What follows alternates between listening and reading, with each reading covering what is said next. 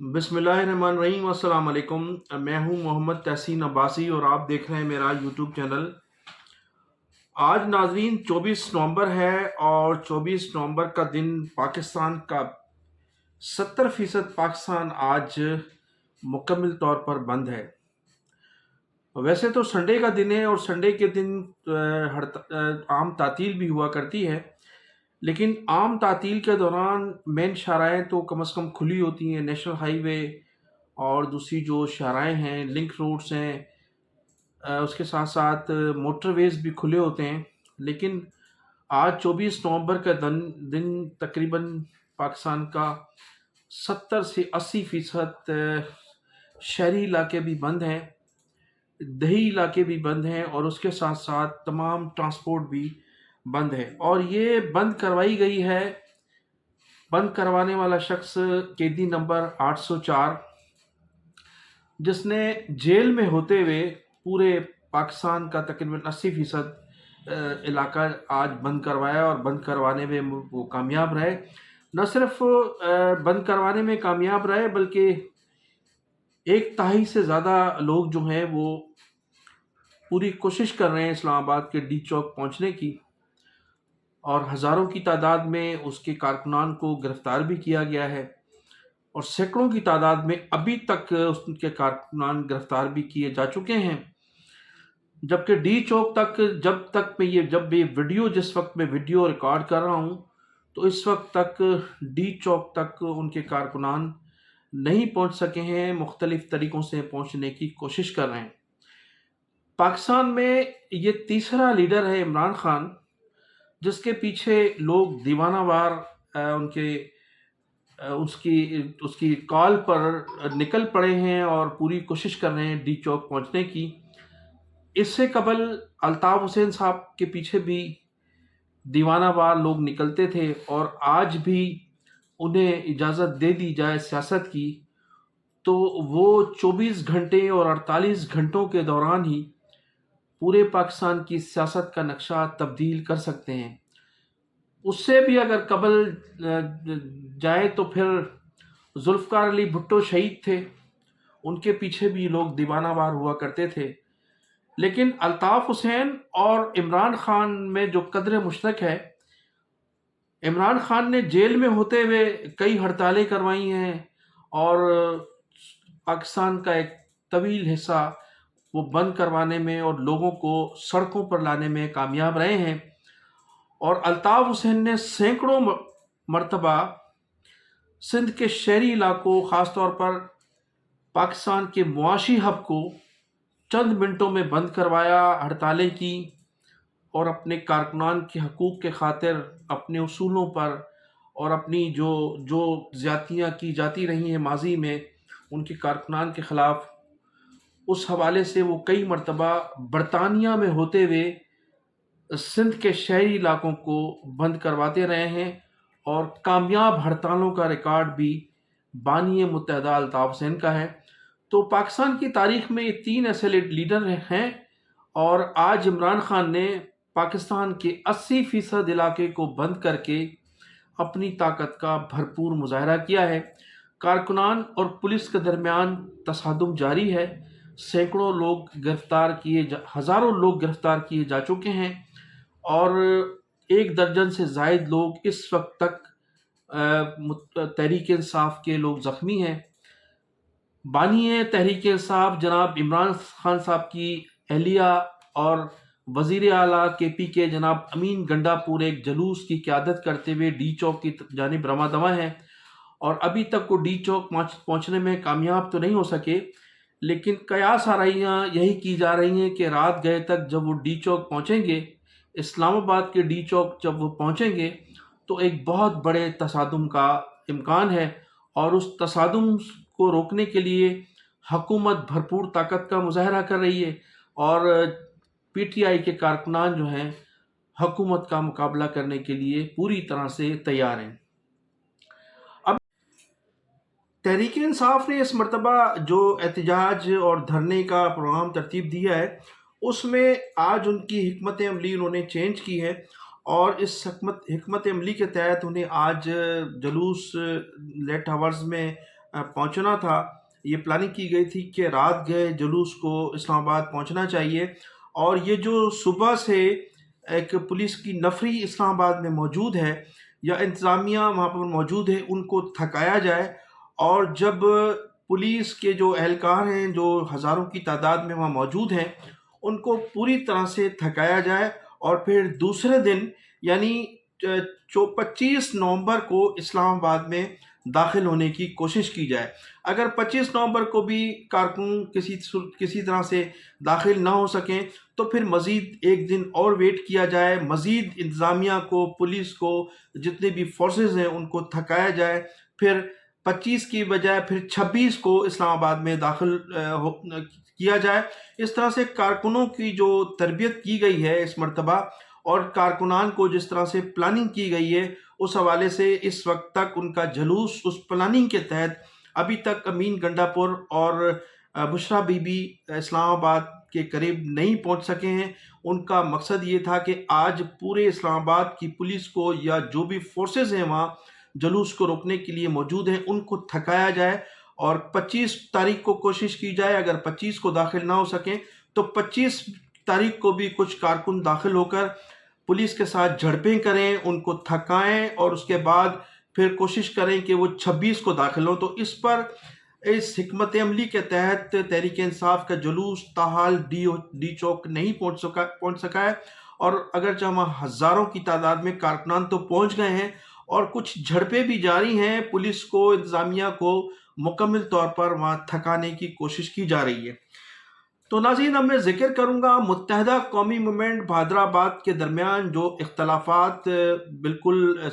سڑکوں پر آ گئے ہیں۔ جس طرح سے میں ماضی میں کئی مرتبہ کہہ چکا ہوں کہ یہ بہت جلدی یہ جو دال ہے جوتوں میں بٹنے والی ہے، تو اب جوتوں میں بٹنا شروع ہو چکی ہے۔ متحدہ قومی موومنٹ کا ایک دھڑا مصطفیٰ کمال کی قیادت میں متحرک ہے، دوسرا دھڑا خالد مقبول صدیقی کی قیادت میں متحرک ہے، اور تیسرا دھڑا فاروق ستار صاحب اس دھڑے کی اس وقت تک تو قیادت کر رہے ہیں، اور ان کی یہ کوشش ہے کہ متحدہ قومی موومنٹ جو بہادر آباد ہے، جو الطاف حسین سے غداری کر کے بنایا گیا تھا، جنہوں نے اپنے سیاسی باپ سے غداری کی تھی، وہ اب کوشش کر رہے ہیں فاروق ستار صاحب کے اس متحدہ قومی موومنٹ بہادر آباد کی قیادت کامران ٹیسوری کو کسی طرح سے دلوائی جائے، چونکہ ان میں خود میں تو اتنی ورتھ نہیں ہے، اور وہ کامران ٹیسوری جو ہماری اسٹیبلشمنٹ کی خوشنودی کے بعد گورنر بنائے گئے ہیں، اور انہیں بھی اسٹیبلشمنٹ نے ہی گورنر بنایا تھا، تو وہ کوشش کر رہے ہیں کہ اس اسٹیبلشمنٹ کے ذریعے کامران ٹیسوری کو کسی طرح سے متحدہ قومی موومنٹ پاکستان کا کنوینر مقرر کروایا جائے۔ اس کے علاوہ خالد مقبول صدیقی صاحب کے لیے کہا جاتا ہے کہ ان کے بھی سر پر اسٹیبلشمنٹ کی ایک اہم شخصیت کا ہاتھ ہے، اور پھر مصطفیٰ کمال تو پوری طرح سے اسٹیبلشمنٹ کے آدمی ہیں۔ انہوں نے ماضی میں بھی جب پی ایس پی بنائی تھی تو وہ بھی اسٹیبلشمنٹ کے زیر سایہ ہو کر بنائی تھی، اور پھر متحدہ قومی موومنٹ پر جو اب انہوں نے قبضہ کیا ہے مبینہ طور پر اور دوسرے لوگوں کو نکال باہر پھینکا ہے، تو اس میں بھی یہی کہا جاتا ہے کہ ان کے پس پردہ وہی اسٹیبلشمنٹ کے لوگ موجود ہیں جنہوں نے پی ایس پی بنوائی تھی، یا جن لوگوں نے متحدہ قومی موومنٹ اور پی ایس پی کو ایک پلیٹ فارم پر جمع کیا تھا۔ تو اب تینوں میں جوتوں میں دال بٹ رہی ہے۔ دیکھنا یہ کہ اب ان کا ظاہر ہے جس جماعت کا کوئی باپ نہیں ہوتا، جس خاندان کا جب باپ کوئی مر چکا ہوتا ہے تو پھر خاندان جو ہے اسی طرح سے بکھر جاتا ہے۔ تو متحدہ قومی موومنٹ 90 کا تو باپ اس وقت موجود ہے، اور جب یہ اس باپ کے سائے تلے تھے تو پھر اس لیے یہ مختلف حصوں میں تقسیم ہو چکے ہیں۔ چوتھی جو قیادت ہے وہ عشرت العباد صاحب کی قیادت میں کوشش کی جا رہی ہے۔ اس کے پس پردہ بھی وہی لوگ ہیں جو ان لوگوں کے پیچھے ہیں، اور اب چونکہ یہ آزمائے جا چکے ہیں تو اب کوشش یہ کی جا رہی ہے کہ عشرت العباد کو بھی کسی طرح سے آزما لیا جائے، ان کو بھی لا کر دیکھا جائے کہ آیا وہ الطاف حسین کے متبادل بن سکتے ہیں یا نہیں۔ اب یہ تو تمام لوگ جانتے ہیں اور لوگوں نے اندازہ بھی لگایا ہوگا کہ الطاف حسین کی یہ پیداوار ہیں۔ الطاف حسین ان کا سیاسی باب تھا تو یہ ان میں سے کوئی بھی شخص الطاف حسین کا نعم البدل نہیں بن سکتا۔ آج بھی الطاف حسین پورے پاکستان کے لوگوں کے دلوں میں بستے ہیں۔ انتہائی کوششوں کے باوجود، انتھک محنت کے باوجود ہماری اسٹیبلشمنٹ الطاف حسین کو مائنس نہیں کر سکی، بلکہ ہوا یہ ہے کہ گزشتہ 1 سال کے اندر اندر الطاف حسین صاحب کی مقبولیت میں اضافہ ہوا ہے۔ جو دوسری قومیت کے لوگ ہیں الطاف حسین صاحب کے فلسفے اور الطاف حسین کی ماضی میں کی ہوئی باتوں کو دیکھتے ہوئے بہت زیادہ اس وقت قریب آ چکے ہیں، اور جو متحدہ قومی موومنٹ ماضی میں جس طرح سے بہادر آباد ٹولے کی وجہ سے بدنام ہوئی تھی، یا ان کے غلط کاموں کی وجہ سے جو لوگ متحدہ قومی موومنٹ سے متنفر ہوئے تھے اور جو متحدہ قومی موومنٹ پر انگلی اٹھانے والے لوگ تھے، آج وہ واپس متحدہ قومی موومنٹ کی نہ صرف تعریفیں کر رہے ہیں بلکہ الطاف حسین کی جرأت، الطاف حسین کے فلسفے کو ایک مرتبہ پھر سلام پیش کر رہے ہیں۔ اور وہ تمام لوگ آج کی حالات کو دیکھتے ہوئے وہ کہتے ہیں کہ الطاف حسین صاحب کا ماضی کا وہ دور اس دور سے بہتر تھا،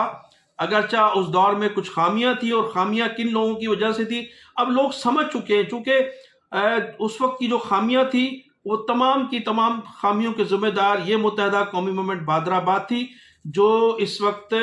3 حصوں میں تقسیم ہو چکی ہے۔ تمام برائیوں کی جڑ بھی یہ تھے، تمام بھتے، قتل و غارت اور اغوا برائے تاوان، یہ تمام چیزوں میں یہ ٹولہ ملوث تھا، جس مبینہ طور پر جس ٹولے کی آج 3 ٹکڑے ہو چکے ہیں، اور چوتھا ٹکڑا، ایک چوتھی قیادت جو عشرت العباد کی صورت میں لائی جا رہی ہے، وہ بھی پوری طرح سے اس میں ملوث تھے۔ لوگ سمجھتے ہیں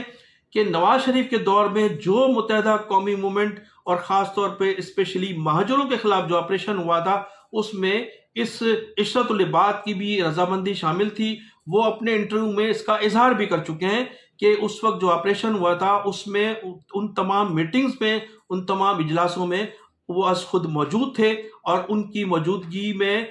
جو اسٹیبلشمنٹ تھی اس وقت کی، انہوں نے ہم سے اجازت لی تھی اور ہم نے اس پر رضامندی ظاہر کی تھی۔ تو عوام اب سمجھ چکے ہیں کہ یہ جو بہادر آباد ٹولہ تھا اس کی وجہ سے خرابیاں پیدا ہوئی تھی، اور آپریشن جو کیا گیا 97 میں یا 97 کے بعد جو آپریشن، جتنے بھی آپریشن ہوئے ہیں، یا پھر مشرف صاحب کے بعد جو آپریشن ہوا، یا پھر جو بھی واقعات ہوئے، ان واقعات میں سینکڑوں مہاجر نوجوانوں کو قتل کیا گیا، ہزاروں لوگوں کو گرفتار کیا گیا، تو ان تمام میٹنگز میں، تمام اجلاسوں میں گورنر صاحب اس وقت موجود ہوا کرتے تھے، لیکن انہوں نے کبھی بھی اس حوالے سے مذمت نہیں کی اور نہ ہی کبھی آپریشن روکنے کی کوشش کی۔ یہ تمام اس بات کا اظہار جناب عشرت العباد صاحب اپنے انٹرویو میں کر چکے ہیں۔ تو اب لوگوں کو فیصلہ کرنے میں آسانی ہوگی، اور لوگ اب تقریباً فیصلہ کر چکے ہیں کہ کل بھی ووٹ الطاف حسین صاحب کا تھا اور آج بھی ووٹ الطاف حسین کا ہے۔ اسٹیبلشمنٹ جو چاہے کر لے، لیکن الطاف حسین کو لوگوں کے دلوں سے نہیں نکالا جا سکتا۔ پہلے الطاف حسین مہاجروں کے دلوں میں بستے تھے، لیکن اب پختونوں کے دلوں میں بھی الطاف حسین کے لیے جگہ موجود ہے، سندھیوں کے دلوں میں بھی الطاف حسین بستے ہیں، اور بلوچوں کے دلوں میں بھی الطاف حسین بستے ہیں، اور آج پنجابی بھی جو ہے وہ الطاف حسین کے گن گا رہے ہیں۔ تو ناظرین، میں انہی الفاظ کے ساتھ آپ سے اجازت چاہوں گا۔ میرے چینل کو سبسکرائب بھی کیجیے گا، کمنٹ سیکشن میں جا کر اپنی قیمتی رائے کا اظہار ضرور کیجیے گا۔ پاکستان زندہ باد، پاکستان پائندہ۔